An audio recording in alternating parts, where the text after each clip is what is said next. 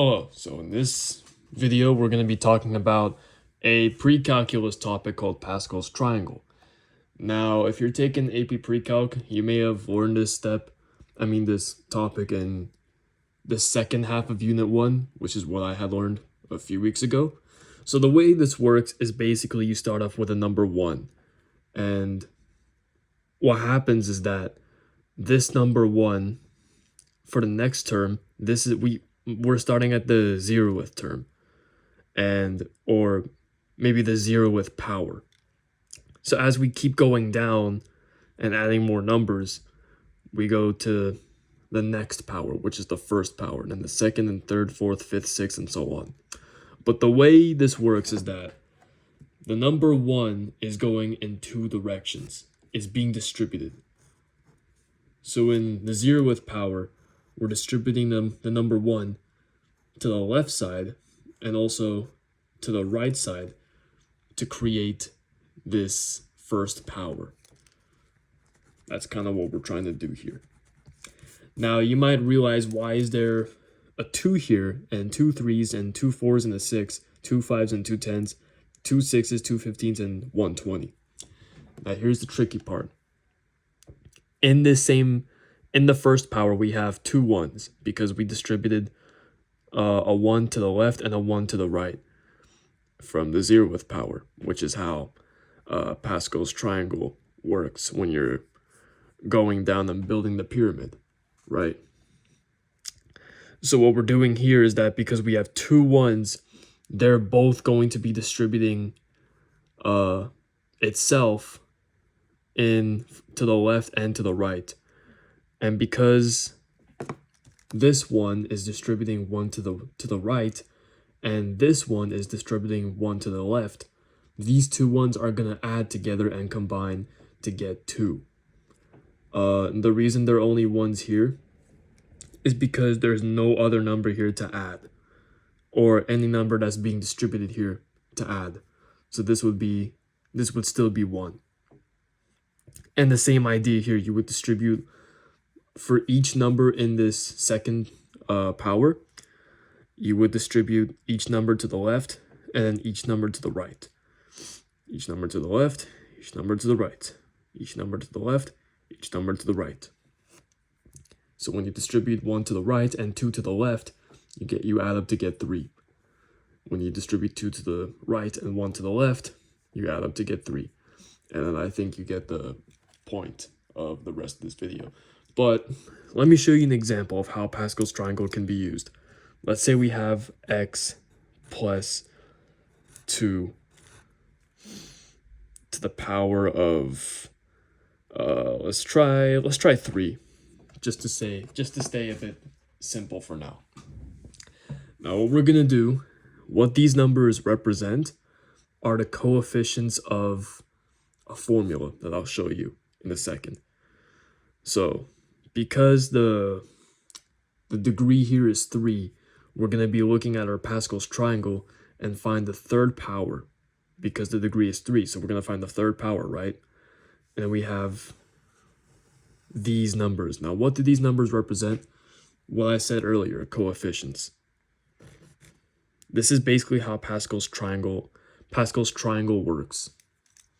I think it's better if I write the formula right here.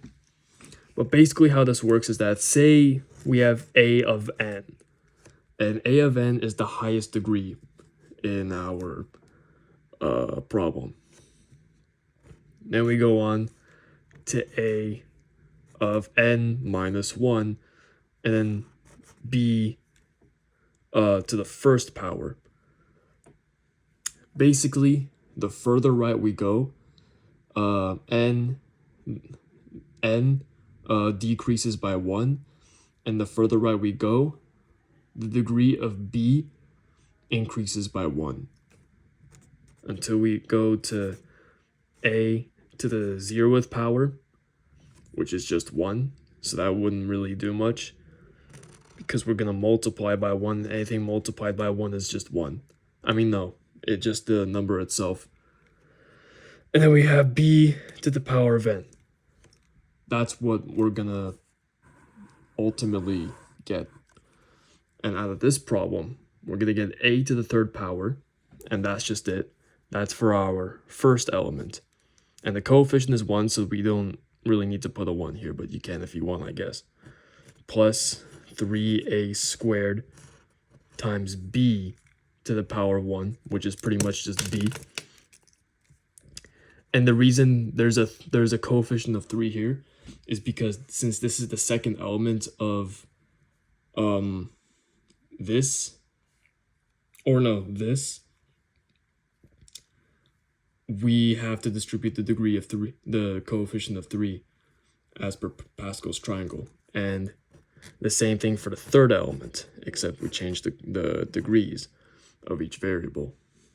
Because as we go to the right, the degree of a decreases by 1.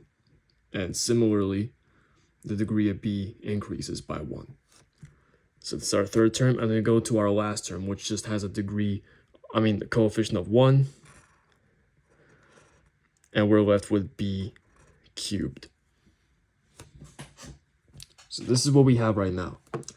And when we look at this, now all we have to do is connect this problem right here and apply it to this formula that we had just created. We need to identify a and b. Now, here's how we do it. It's very simple. The first number or variable in this polynomial,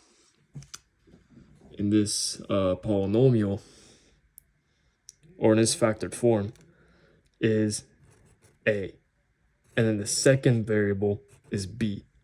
We just need, now that we know the variables of a and b, or the values of a and b, we need to plug them back into this formula.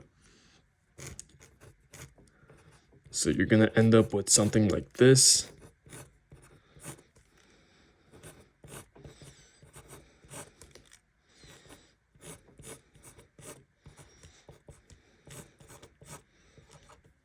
And what you're going to do is you're going to distribute the the power to each term in here. That's what you're going to do first. And then you're going to just multiply everything out. So what you're going to have in the end is x cubed plus 6x squared plus 12x plus 8.